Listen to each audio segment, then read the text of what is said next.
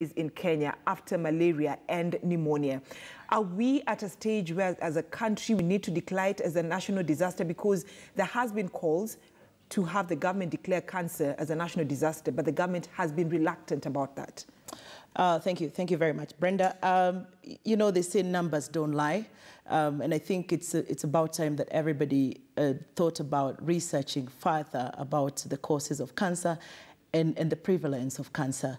18.1 million deaths or new cases of cancer globally, 9 million deaths from breast cancer globally. Those are not good numbers by any standard. In Kenya, just last year, I was looking at the numbers, 47,887 new breast cancer cases, out of which 37,000 dead in a year. So the numbers are not looking good, and it's about time that everybody, you know, we stopped politicizing the issue and we stopped over-sensationalizing the issue and really just looked at the research aspect of it. It is, in my view, an extreme disaster, whichever way you look at it, whether you look at it globally, in Kenya, or in a small place like Nyeri County. The numbers are not looking good. The numbers are not looking good. And you know, when we lost, you know, may her soul rest in peace, you know, Governor Dr. Idris Laboso, we lost Kibra, Member of Parliament, because of cancer. We've lost several other leaders. We've lost, you know, Safaricom CEO Bob Collymore because of cancer, due to cancer. And it reached a point where, you know, the reason as to why Kenyans were raising concern, is it because we've lost top national leaders? You know, that's why it caught the attention of the government, and that's why the government said, and we also saw Nairobi Governor Mike Mbuvi Sonko saying, you're going to be giving free screening cancer, you know, exercise to women and men. Is it because we've seen it has affected the top leaders? Because we've seen several Mwananchi also suffering from cancer. Some have died because of cancer. Precisely, and I think it's extremely unfortunate when we begin to look at the seriousness of an issue when it hits the top leadership, or when it hits the who is who. There are millions of other Wanjiku dying daily.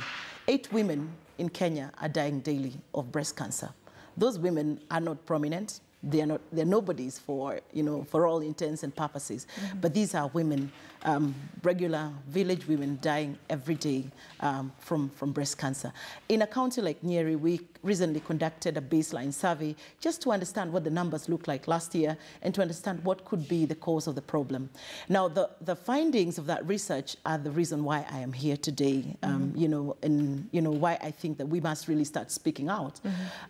We looked at the cases that we are treating in cancer, the cancer cases that we're treating at the county referral hospital, and we realized that out of 10 cases, 7 of them are breast cancer cases. 99% of these cases are women. That is 7 out of 10 cancer cases at the county referral hospital.